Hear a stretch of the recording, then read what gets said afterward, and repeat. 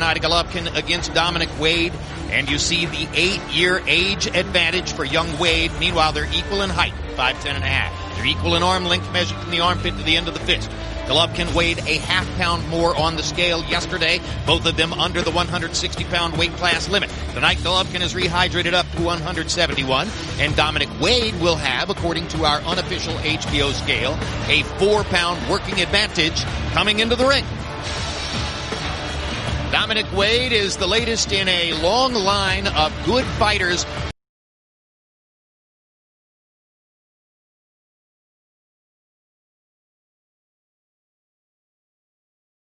大家好，老师从业中医男科30余年，帮助了数千名海内外华人朋友通过中药调理重回男性雄风。如果你也存在房事时间短、勃起无力、硬度差、中途疲软、肾虚、前列腺炎等问题，现在就加中医老师微信574-993-200，纯中药，一人一方，治根治本，帮助你持续坚挺20至40分钟，补肾壮阳，延时助勃，彻底告别快男软男。记住微信574-993-200。So Wade is in the ring. And there's a closer look at Gennady Golovkin. As you see, the highest knockout percentage all time among middleweight title holders at 91%, which ranks Triple G third among current title holders, trailing only heavyweights Anthony Joshua and Deontay Wilder. He's on a roll, having knocked out his last 21 opponents, dating back nearly 8 years, June of 2008. The 21 fights and counting knockout streak has taken on a life of its own and includes knockouts on 3 different continents. We tracked down all 21. Just in case you're not sure what all the fuss is about, let's take a look at the knockout streak.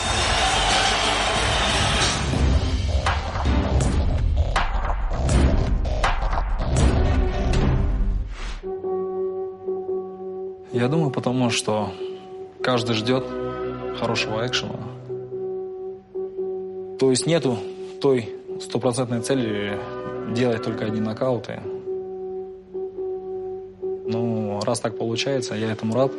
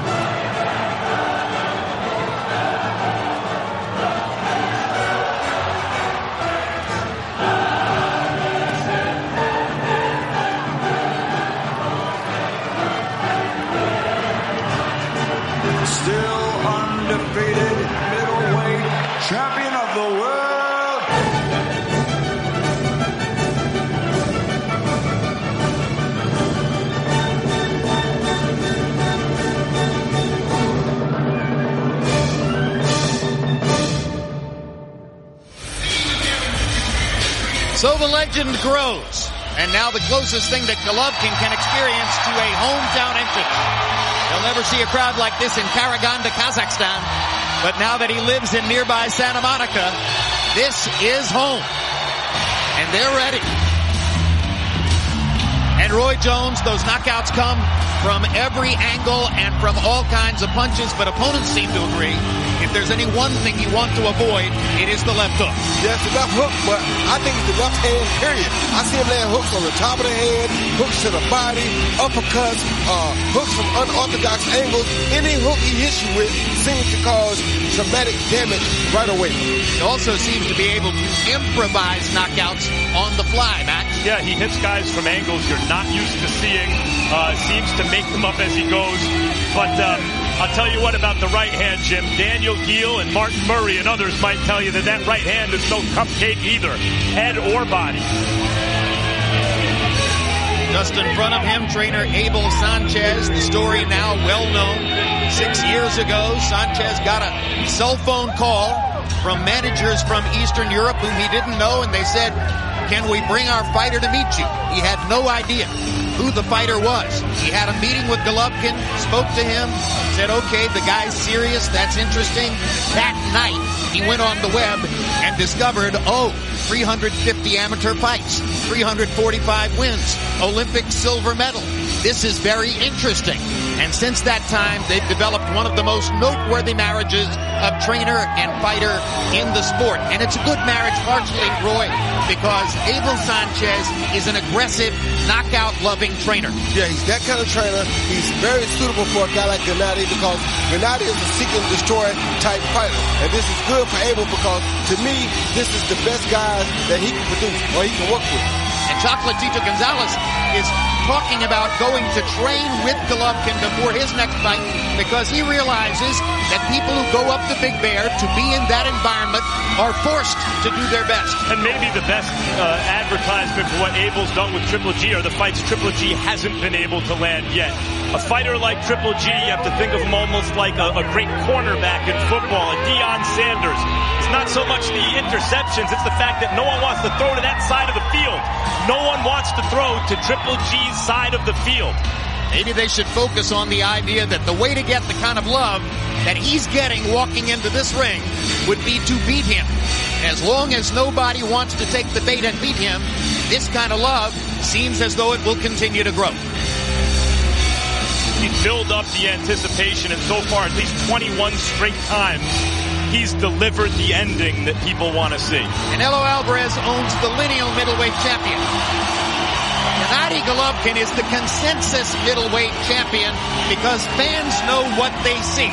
He's the best 160-pound fighter in the world.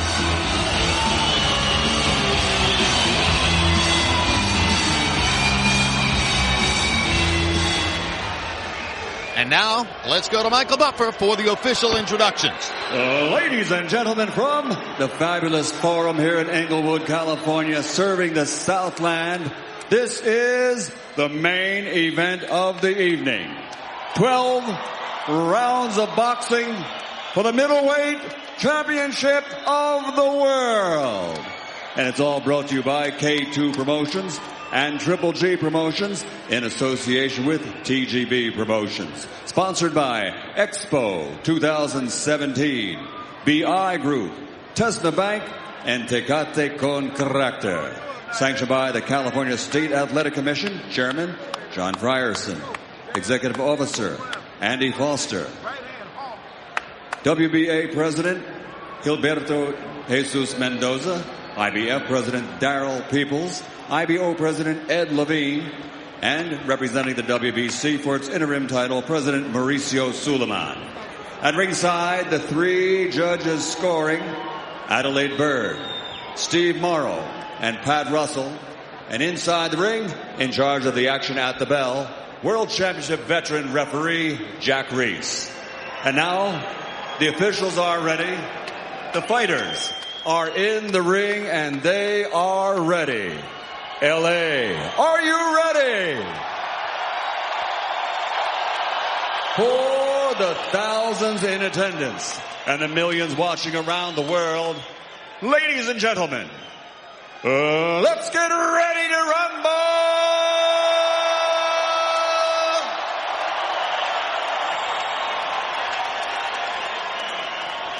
Introducing first, fighting out of the blue corner with his trainer Jay Stencil, wearing green with black and silver.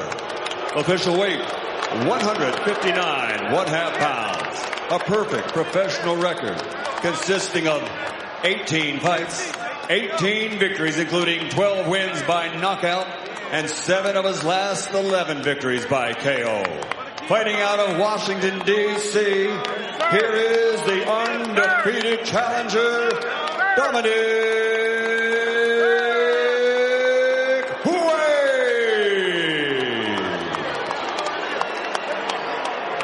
Across the ring, fighting out of the red corner with his trainer, Abel Sanchez, wearing blue with white, officially weighing in at 159 pounds.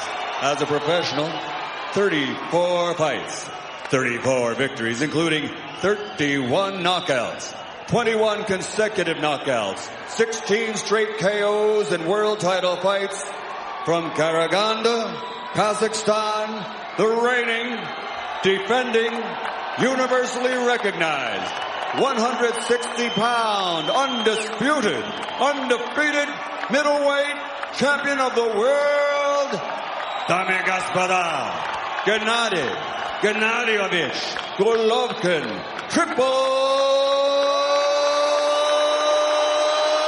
G.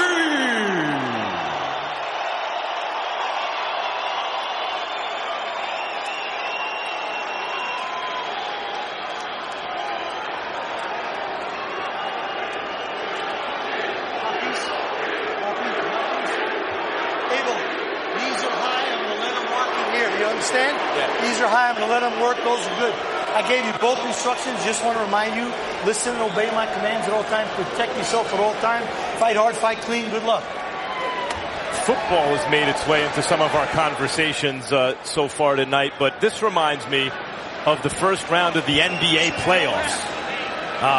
You don't think that the top teams are in jeopardy, but you can't help it that Steph Curry isn't facing Kawhi Leonard yet. This is what you got. And so it becomes watching the performance of the best in the business. And Wade's plan for scoring the upset is that he boxes Golovkin. He says he doesn't have any idea how good a boxer I am, and that he eventually lands a big right hand and upsets the Triple G apple cart. So we'll see whether that can happen. They're both listed at 5'10 and a half, but as they get into the ring, Wade looks like the taller fighter. Yeah, he does, but he looks a little soft around the waist, Jim, so I'm sure Triple G is going to immediately attack the body as soon as he sees fit. You got to give Wade credit for coming in and taking a fight like this, though, because he hasn't had a big fight in his career yet, so fighting Triple G is not a big fight. It's the biggest fight he could have in this weight class, and he's doing a good job of attacking right away here off of Triple G's punches. 10 months ago, Wade struggled to get by 41-year-old Australian veteran Sam Solomon. You just saw Golovkin land a left hook to the body. It's one of his more effective shots. Logic says if you struggle with Sam Solomon, who does not have any power, you may be in truly deep against Gennady Golovkin. But of course, styles make fights, and those are two entirely different stylistic enterprises. Yeah, they are, but you're in deep fighting Triple G anyway. The only problem I see here for a person like Dominique is that he's not really quick enough to surprise Triple G. If you're not quick enough to bring him a surprise, it's a good body shot though. If you're not quick enough to bring him a real surprise, then it's going to be really tough for you to upset him. Golovkin didn't seem to believe he needed to know much specific about Wade.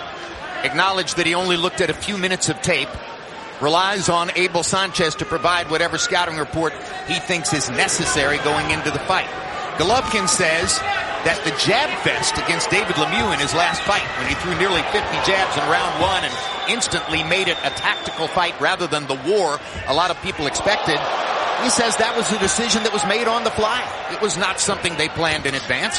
He just walked in round one, started landing jabs, and thought, I'll stick with this. Yeah, good fighters come in and see what worked in that first round, Jim, and whatever works is what they take. I mean, if you're smart, you take what the opponent gives you. Dominic Wade's a nice young fighter in his prime, undefeated. He can handle himself, but so far he hasn't shown Triple G anything to worry about. No, he doesn't have enough power to really cause him any concern, and that's not good for him.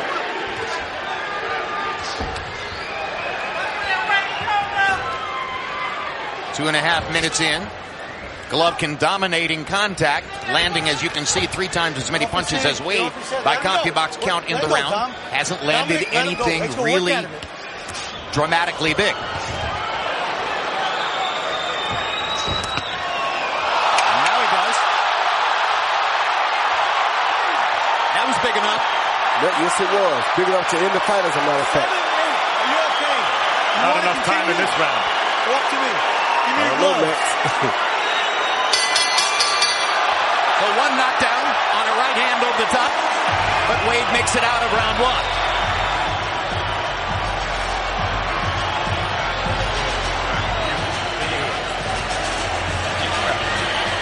Hey, listen, you got to don't stay in front of. Jab him and keep turning. Jab and keep turning. Don't stay in front of. All right? Beautiful work, though. And Don, slam the right hand down the middle. No reaching. You good? That's it. It's pretty loud in here. So tell me, when you talk to me, talk pretty loud, okay? It's loud. All right, man. Stay on that jab, double jab. He you see Triple G in close, but Dominique was trying to hold him, and this is why he tried to hold him, because he didn't want to catch his overhand right to the back of the head. That shot causes all types of damage. You can't really see it coming. Hits your neck in a very unorthodox way, and it causes you to just lose equilibrium, and down he goes. That's the second time in Wade's career that he's been down. Both knockdowns occurred in the first round. We'll see if he can get his bearings. Last time it happened, he got his bearings and came back and won the fight. Not behind the ear like that as a quasi-rabbit punch, but the way Dominic Wade was turning away, he's presenting that as the target. Golovkin seemed to hurt him with another right hand, but this time Wade stayed up. Yeah, he hurt him again with that same right hand, Jim. And now he knows it's just a matter of time before he catches him and finishes it.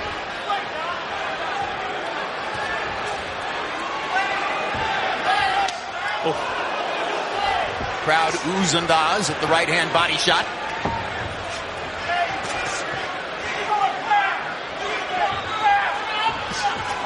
Good body shot by Triple G. His body shots are sturdy. And a lot like Chocolatito, Jim, when they realize a guy can't hurt him, he has a relentless attack, and that in itself is a weapon that they use on the opponent to weaken him. Good body shot again. Stop. Nobody punch. Step out. Step out. Wade looked a little stiff-legged as he backed up after that body shot. Golovkin missing with the right hand. That might have finished it if he had landed it. And now Gennady seems to go into that thing, Roy, where this is the Willie Monroe thing. Yeah, right? He kind of lets the guy hit him a little bit. Show him that he can't hurt him, and that he disregards anything to do with punching power when it comes to the opponent. Got to be careful doing that sort of thing, though, because a 160-pound fighter who can crack a little bit is dangerous. Yeah, but he's already felt the power of this guy, Dominic Wade, and he's not no kind of way intimidated by his punching power. Or one thing we saw against Lemieux, Golovkin has tremendous belief in his chin. Yes, he knows he's going to get painted every once in a while because he's a pressure fighter. And down goes Wade for the second time. I don't think he'll make it back on again on the right hand. Doesn't look eager to get up. Nope. 8, 9. Do you want to continue? Look at me. Do you want to continue? Yes. No, this fight is over.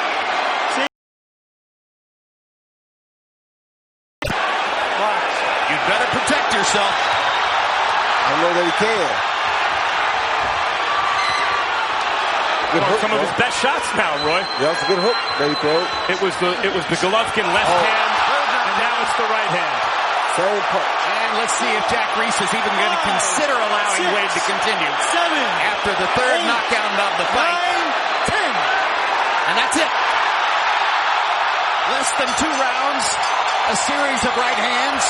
And that was the first knockdown was a left hand. The right hand actually hit his shoulder, I believe. It was the left that did the damage, but we'll see on replay. The right hand finished it, but I think Wade was already a finished fighter when he got up. It's not just that Golovkin knocks people out. So do number 1 and number 2 now reverse? Well, you could argue, but it's the way he knocks people out. These iconic knockouts, these indelible images of violence. He's amazing.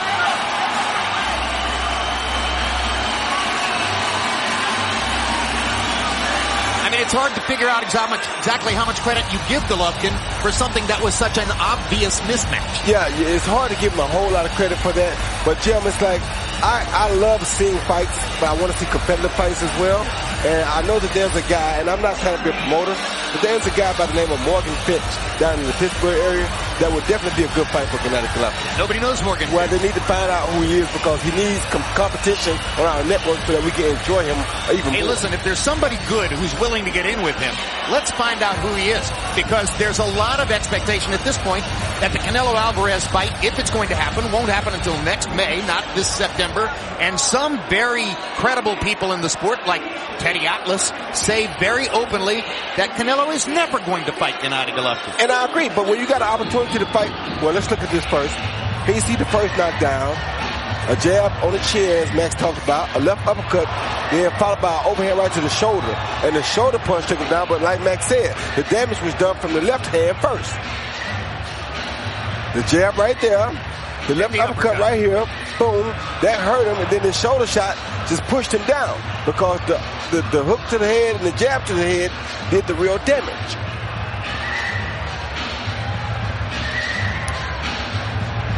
That was the first knockdown of that round and the second knockdown in the fight. Yeah, the third knockdown, which was the second knockdown in this round, I think, came from the right hand, which had been the problem all night long.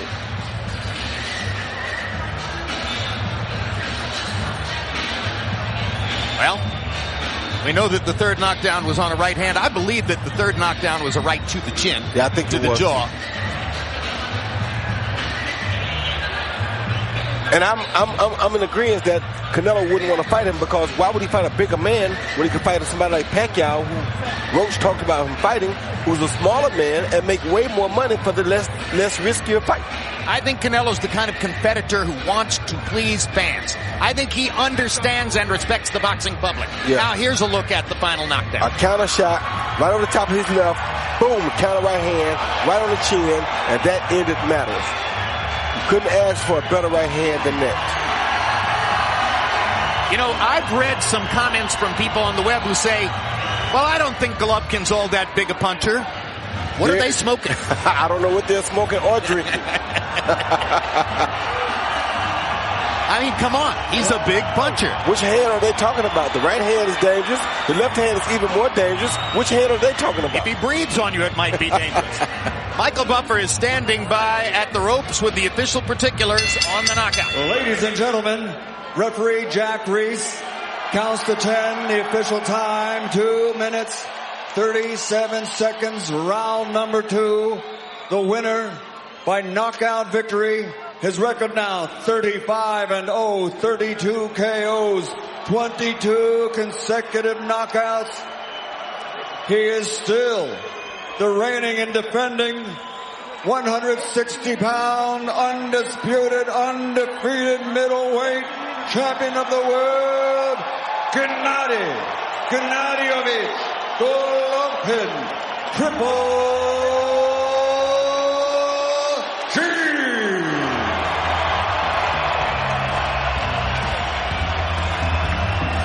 Final CompuBox numbers. Golovkin lands 32 punches more, throws 58 punches more, lands at a 41% connect percentage.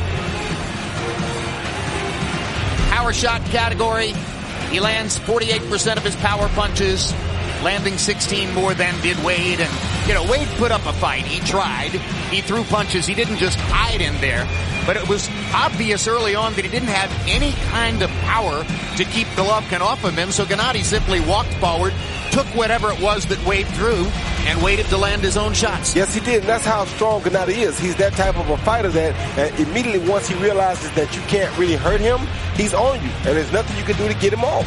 He does 2,100 crunches per day in training. You're not going to hurt him to the body.